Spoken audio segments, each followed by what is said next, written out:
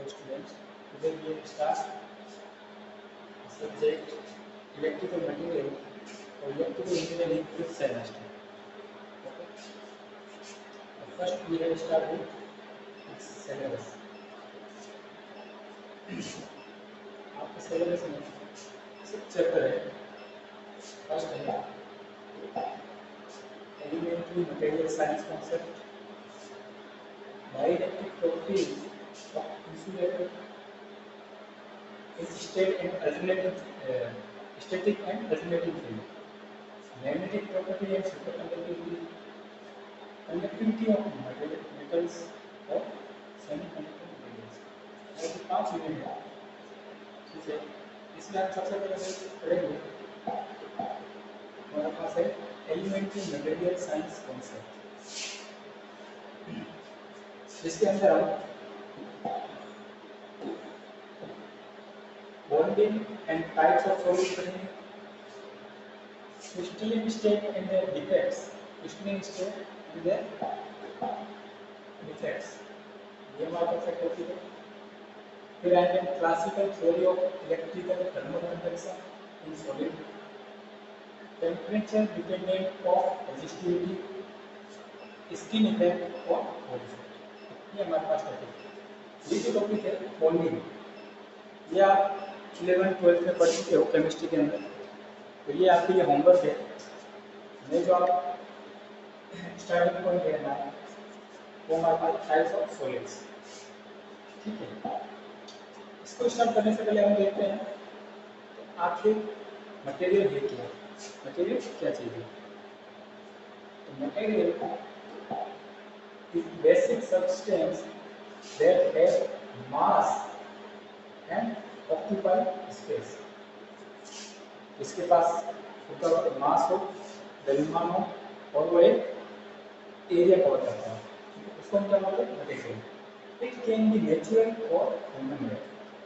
वो नेचुरली हमारे नेचर में पाया जा सकता है और ह्यूमन मेड भी हो सकता है, जैसे कि ये क्या है नेचुरल भी.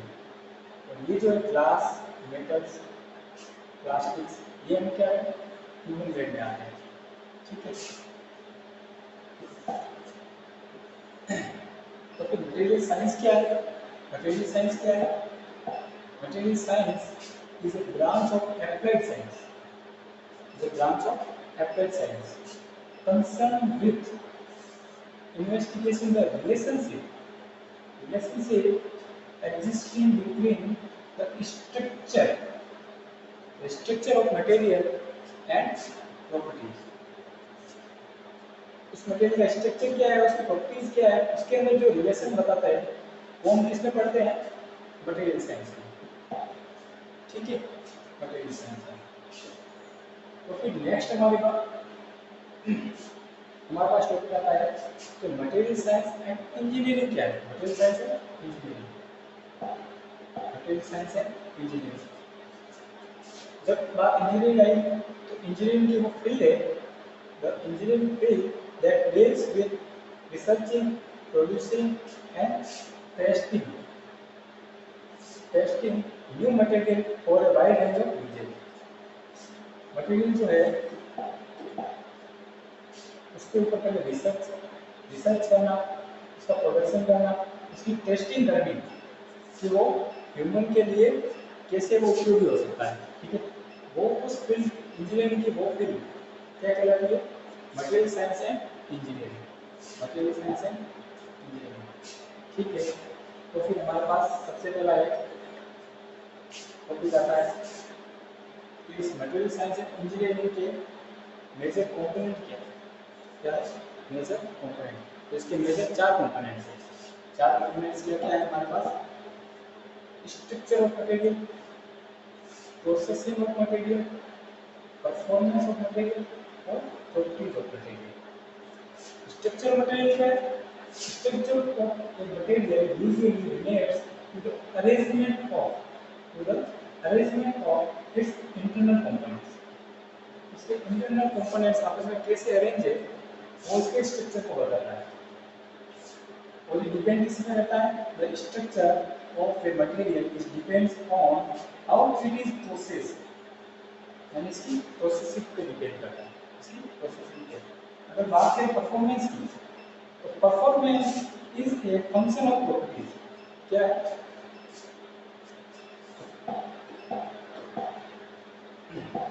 परफॉर्मेंस क्या है? Performance is a function of its property.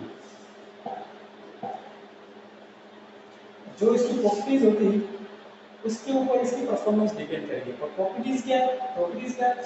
It is behaviour of material can be represent in terms of mechanical, electrical, thermal, magnetic और ऑप्टिकल। ठीक है, इन टर्म्स में जिसको इन टर्म्स में उनके बिहेवियर को बताता है वो इसकी क्या है? प्रॉपर्टीज कहलाएगी। वो इसकी क्या हो जाएगी? प्रॉपर्टीज कहलाएगी। जब हम इनके चारों ये स्ट्रक्चर को पढ़ लेते हैं, 4 मेजर कंपोनेंट को, तो हमारे पास आता है कि आखिर मटेरियल का क्लासिफिकेशन क्या है, इनका क्लासिफिकेशन क्या है। तो इसको दो तरह से क्लासिफाइड किया गया है। एक तो है साइंस पॉइंट ऑफ व्यू, दूसरा है electrical engineering point of view. Electrical engineering point of view, science point of view में इसको 3 तरह से डिवाइड किया गया है: metals and alloy, ceramic and glasses और ऑर्गेनिक पॉलिमर्स। अगर इलेक्ट्रिकल पॉइंट ऑफ व्यू से देखा जाए तो कंडक्टर, इंसुलेटर, मैग्नेटिक मटेरियल और सेमीकंडक्टर, ये 4 टाइप से इसको डिवाइड किया गया है। तो सबसे पहले हम देखते हैं साइंस पॉइंट ऑफ व्यू से मेटल्स और एलॉय क्या है। तो सबसे पहले हम देखते हैं मेटल्स के बारे में। मेटल्स एंड एलॉय, ये मेटल्स एंड एलॉय के एग्जांपल है, जैसे कि brass, bronze, steel, lead, copper, aluminium. ये क्या है? मेटल्स एंड एलॉय के एग्जांपल्स हैं। तो हमारे पास मेटल क्या है? Metal is that it occurs naturally in nature as a luster are good conductor of heat and electricity, are much denser than non-metals. पहला तो ये मेटल्स क्या होता है? नेचुरली जो है नेचर में पाए जाते हैं। ठीक है, और ये क्या होता है? हीट और इलेक्ट्रिक के गुड कंडक्टर होते हैं और डेंसर होते हैं किससे? नॉन मेटल से। नॉन मेटल से डेंसर होते हैं। ठीक है, chemical is a metal is pure chemical element. Metal क्या होता है? प्योर केमिकल एलिमेंट होते हैं। ठीक है, they are capable of changing their shape permanently, उनके शेप को चेंज किया जा सकता है। ठीक है, तो इसकी प्रॉपर्टीज क्या है? प्रॉपर्टीज क्या है? सबसे पहली प्रॉपर्टीज है sonorous. Sonorous means they produce sound when they are hit. जब इनको हिट किया जाता है तो ये क्या करता है? एक साउंड प्रोड्यूस करते हैं। उन एलिमेंट्स को क्या बोलते हैं? सोनर्स। ठीक है, और हीट और इलेक्ट्रिसिटी के गुड कंडक्टर तो होते ही हैं। ठीक है, मेलिएबल, ये क्या होता है? इसका मतलब ये है they can be Britain into thin sheets. इनको अगर थिन शीट्स में कन्वर्ट किया जा सकता है तो ये इनको क्या बोलते हैं? मेलिएबल। ठीक है, डक्टाइल होते हैं। ये क्या होते हैं? Ductile. Ductile means it they can be made into thin wires. इनको थिन वायर्स के रूप में चेंज किया जा सकता है। और क्या होता है? सॉलिड होते हैं रूम टेम्परेचर पे, हाई टेंसाइल स्ट्रेंथ होती है इनकी, हाई टेंसाइल स्ट्रेंथ, और स्ट्रॉन्ग रेजिस्टेंस होते हैं हीट के। ठीक है, हमारा बात नेक्स्ट होता है एलॉय। एलॉय, एलॉय क्या है? एलॉय मेन मटेरियल्स, इनको हमने बनाया है मेन में, नेचर से नेचुरली प्यूरिफाई होते हैं। ठीक है, alloy can involve combining a metal with metal, non metal और बोथ। मेटल को मेटल से, मेटल को नॉन मेटल से, यहाँ पे दोनों को मिला के क्या होता है? एलॉय को बनाया जाता है। ठीक है, अगर इसका एग्जांपल देखा जाए, एग्जांपल मेटल मेटल वो क्या है? फेरोमैग्नीज। और मेटल एंड नॉन मेटल का एग्जांपल देखा जाए वो क्या है? Iron and carbon. ठीक है, प्रॉपर्टीज क्या है इसकी? रेजिस्ट, कोरोसिव होता है। ठीक है, alloy has the ability to increase magnetic and electrical property. मान लो किसी मेटल्स में अगर इलेक्ट्रिकल प्रॉपर्टी और मैकेनिकल प्रॉपर्टी मुझे बढ़ाना है, उसको इंक्रीज करना है मैग्नेटिक प्रॉपर्टी, तो मैं क्या करूंगा? उनसे एलॉय बनाऊंगा, तो उनकी प्रॉपर्टी क्या हो जाएगी? इंक्रीज हो जाएगी। इसके शेप जो है वो इजीली कन्वर्ट किया जाता है। और alloy are characterised by hardness के द्वारा कैरेक्टराइज किया जाता है, ठीक है। अब एलॉय का यूज क्यों किया जाता है? एलॉय जो है उनका यूज क्यों किया? मेटल्स को छोड़ के, ठीक है। तो इसके कुछ एडवांटेज है, इसीलिए मेटल्स की जगह जो है एलॉय का यूज किया जाता है, ठीक है। Alloys tends to be harder and stronger than pure metals. Alloys harder and stronger than pure metals. Pure metals से ज़्यादा hard और strong होता है, ठीक है। Alloy also provide top-notch resistance, corrosion, environment and road much more than single pure metal. Single pure metal जितना corrosive होता है उससे ज़्यादा ये इसकी property होती है alloys की, ठीक है। अब इसका एग्जांपल देख लो, जैसे कि गियर एंड बियरिंग्स में क्या होता है? लो स्पीड पे हाई लोड को रन किया जाता है, ठीक है। तो उसमें हम क्या करते हैं? ब्रॉन्ज एलॉय का यूज करते हैं, जिसको हम गन मेटल भी बोलते हैं। अगर हम नॉर्मली किसी मेटल का यूज करेंगे तो वो क्या हो जाएगा? टूट जाएगा या डैमेज हो जाएगा, ठीक है। इसलिए हम क्या करते हैं? यहाँ पे एलॉय का यूज करते हैं। वैसे सबमरीन हार्डवेयर, ठीक है। सबमरीन क्या करती है? समुद्र में चलती रहती है, तो उसको कोरोसिव होने का खतरा बना रहता है। तो इसलिए हम क्या करते हैं? एल्यूमिनियम एंड मैग्नीशियम इनका एलॉय बना के उसको यूज करते हैं, ताकि वो लंबे समय तक पानी में चल सके। और क्या? डीजल एयरक्राफ्ट, इनमें क्या होता है? टेम्परेचर बहुत ज़्यादा होता है, हाई होता है टेम्परेचर। अगर सिंपली नॉर्मली किसी मेटल का यूज किया जाता है वो क्या हो जाता है? मेल्ट हो जाएगा। इसलिए हम क्या करते हैं? कास्ट एल्यूमिनियम एलॉय का यूज करते हैं। तो ये इसके बेनिफिट्स है एलॉय के, मेटल्स के एलॉय। नेक्स्ट है हमारे पास ceramic and glasses. Ceramic and glasses. Ceramic क्या है? Ceramic, the term ceramic comes from Greek word. क्या है ग्रीक वर्ड? कैर्मिकोस। क्या है? Keramikos, which means burn stone. इसका मतलब किससे है? हीट से, बर्न से, ठीक है। Indicating that desirable property of these materials are normally achieved through a high temperature heat treatment. क्या है? Heat treatment process called firing. इनको कैसे इनकी प्रॉपर्टी को कैसे डिजाइन किया जाता है? हीट ट्रीटमेंट प्रॉपर्टी से, हीट ट्रीटमेंट, ठीक है, जिसको क्या बोलते हैं? फायरिंग। अब सेरेमिक आर कंपाउंड्स। क्या है? Compounds between metal and non metal. Metal and non-metallic elements, they are most frequently या तो ऑक्साइड हो सकते हैं, नाइट्राइड हो सकते हैं, या कार्बाइड हो सकते हैं, ठीक है। इनके एग्जांपल क्या है? जैसे कि एल्यूमिनियम ऑक्साइड, ये ऑक्साइड से सिलिकॉन ऑक्साइड, सिलिकॉन कार्बाइड और सिलिकॉन नाइट्राइड, ये क्या है? इसके एग्जांपल है। इनके यूज क्या है? कुकवेयर में, कैटलरी में और ऑटोमोबाइल इंजन में, मतलब खाने पीने की सामान जहाँ पे जिनको लॉन्ग टर्म गर्म रखा जाना है वहाँ पे इसका यूज किया जाता है सेरेमिक का, ठीक है। तो इसकी प्रॉपर्टीज क्या है? एक्सट्रीम हार्डनेस होता है, कोरोसिव रेजिस्टेंस होता है, हीट रेजिस्टिव होता है, डक्टिलिटी जो इसकी लो होती है, और टफनेस की जो है लो होती है। ये इसके कुछ प्रॉपर्टीज हैं। Glasses,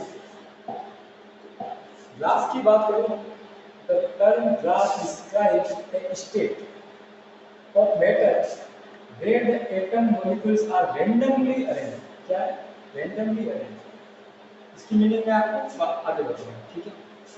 The glass are a familiar group of ceramics, containers, lens and fiberglass represent typically application। ये इसकी एप्लीकेशन क्या है?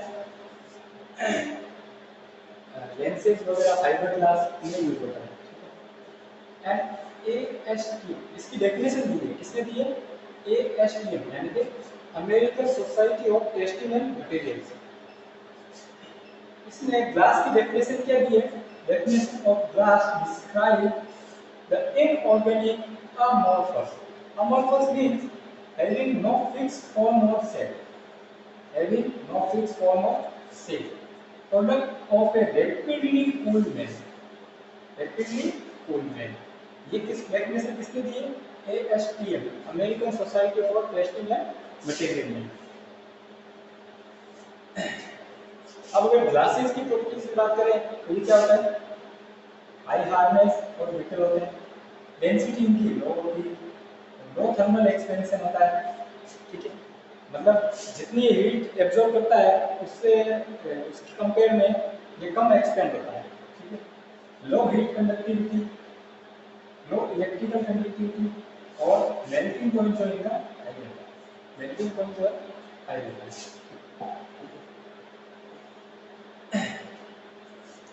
हमने सेरेमिक पढ़ लिया, ग्लास पढ़ लिया, अब ग्लास सेरेमिक क्या है?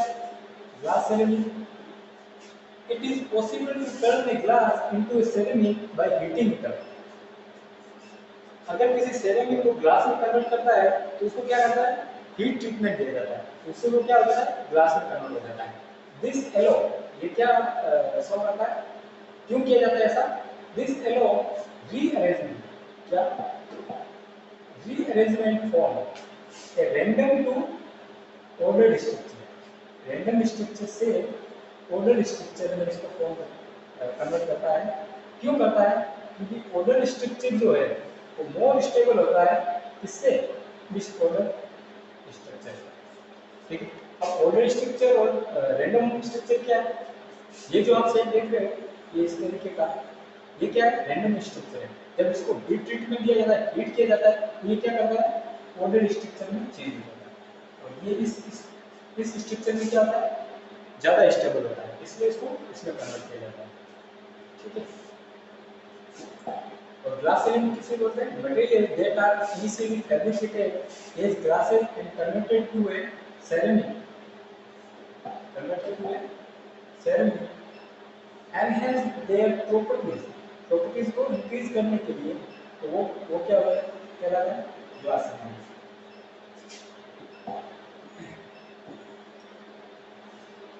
नेक्स्ट है हमारे पास organic polymers. Organic polymers polymers include the familiar plastic and rubber metals, plastic and rubber materials. Many of them are organic components that are chemically based on carbon, hydrogen and other non-metallic elements, ठीक है। इससे उनका compound क्या है? Chemical compound क्या है? Carbon, hydrogen या other non metallic elements हो सकता है। इसके एग्जांपल क्या है? Polypropylene, polyvinyl chloride, nylon, Teflon, ये इसके एग्जांपल है। इसकी प्रॉपर्टीज क्या है? इसकी प्रॉपर्टीज इलेक्ट्रिकल और थर्मल में देखा जाए तो ये क्या होते हैं? पुअर कंडक्टर होते हैं और पुअर कंडक्टर और हीट होते हैं, ठीक है। फ्लेमेबल, ये फ्लेमेबल होते हैं, बॉइलिंग एंड मेल्टिंग पॉइंट देखा जाए तो इनका हाई रहता है, इनका हाई रहता है। क्यों रहता है? क्योंकि वो ज्यादा स्टेबल होते हैं, ठीक है। सोल्यूबल, मोस्ट ऑर्गेनिक पॉलीमर है कार्बन कार्बन बॉन्ड, क्या होता है? Carbon carbon bond between molecules and hence are insoluble in water। Carbon carbon bond के कारण ये वाटर में इनसोल्यूबल होते हैं, लेकिन अदर ऑर्गेनिक सॉल्वेंट जो है, अदर ऑर्गेनिक सॉल्वेंट, उनमें ये क्या होता है? सोल्यूबल होते हैं, ठीक है। तो ये आपको ध्यान रखना कि वाटर में जो है इनसोल्यूबल होते हैं। उनकी यूजेस देखा जाए, यूजेस क्या है इनके? जैसे कि पॉलीस्टीरीन रेजिन है, इनका यूज किया जाता है production of home electronic and electronics applications में। नायलॉन शीट जो है इसका किसमें किया जाता है? टेक्सटाइल एंड प्लास्टिक इंडस्ट्री में। और इसका भी यूज किया जाता है मैन्युफैक्चर ऑफ पीपीटी बॉटल्स में, ठीक है। यहाँ आज के लेक्चर में इतना ही, और जो नेक्स्ट लेक्चर में हम पढ़ेंगे वो हमारे पास टॉपिक होगा crystalline state and their effect। Next lecture में crystalline state and their effects के बारे में। Thank you.